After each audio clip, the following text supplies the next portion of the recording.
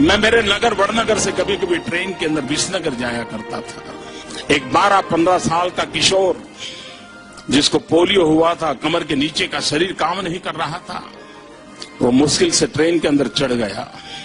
उस गंदे कपड़े थे, भिक्षुक जैसा लगता था, लेकिन वो भीख नहीं मांगता था और हर किसी के पास जाकर के वो रिक्वेस्ट करता था मुझे बूट पॉलिश करने के लिए दीजिए। और उस समय 10-15 पैसे में बूट पॉलिश होती थी और लोग कभी दया भाव के कारण, कभी करुणा के भाव के कारण उससे अपना जूतों की पॉलिश करवाते होंगे।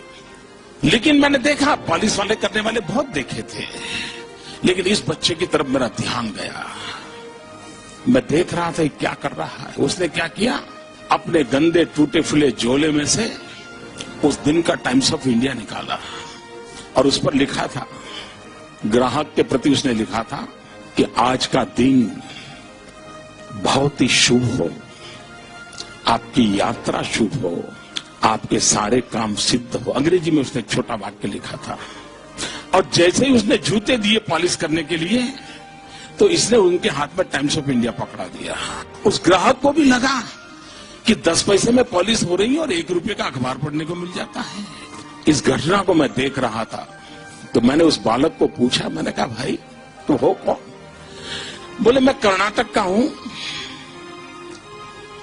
कोई परिवार में है नहीं, मेरी शरीर की हालत अच्छी नहीं है, लेकिन मैं सम्मान से जीना चाहता हूं, इसलिए मैं यहां पहुंच गया हूं, करते करते काम कर रहा हूं। और बोले मैं लोगों की सबसे अधिक सेवा करना चाहता हूं। बोले हर दिन सुबह 1 टाइम्स ऑफ इंडिया खरीद लेता हूं और दिन भर में 25-30 लोगों की जब पॉलिश करता हूं, 5 मिनट 7 मिनट पॉलिश करता हूं, उतनी देर वो अखबार पढ़ लेते हैं और मुझे आशीर्वाद भी देते हैं, पैसे भी देते हैं।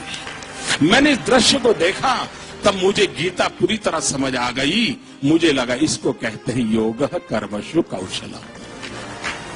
पॉलिश करने वाले काम को उसने योग बना करके जिस प्रकार से उसमें प्रोफेशनलिज्म ला करके काम किया था, और यही तो योग कर्मसु कौशलम है जो जिंदगी को जोड़ देता है, कार्य में जीवन को जोक देता है। वो यौगिक अवस्था को प्राप्त करके जीवन में एक अद्भुत अनुभूति का एहसास करता है। उच्यते अनेन इति योग योग कर्म